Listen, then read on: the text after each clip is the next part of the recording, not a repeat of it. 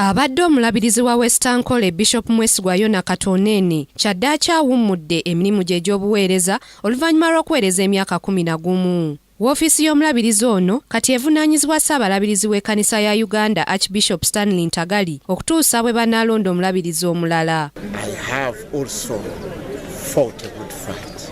I have finished the race. I am now leaving this stage. Most importantly, I have kept the faith. I have challenged networks of evil. I have preached the gospel of Christ crucified. I have stood by the message of God's truth.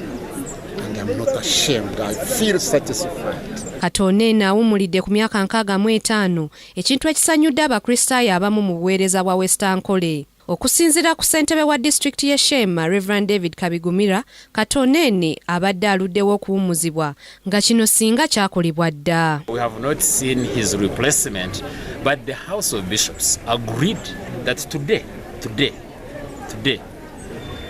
he should retire and a replacement. I think he didn't want to experience this embarrassment, but we know and he knows he cannot exceed today. In fact, he has exceeded past midday. Past midday is also unconstitutional.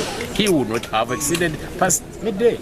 Ate abakristaayo abalala beebazizza omulabirizi Katonene olw'emirimu gy'akoledde ekkanisa. I don't want to create an impression that Shema has been advocating for the downfall of the bishop. No, it's certain individuals who have been advocating for that.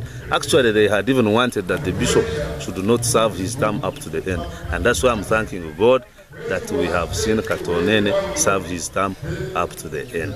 He has served his term up to the end. My appeal to the Archbishop is that we should get a new substantive bishop for Western Kole, because the synod pronounced itself clearly that they don't want a caretaker.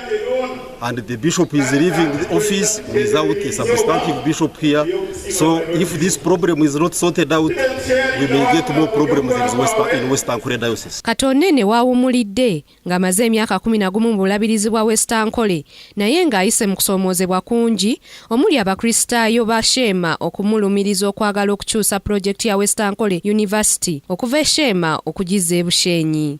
Grace Natali Kakoza, Kingdom TV, amalindirire. This is Kingdom TV.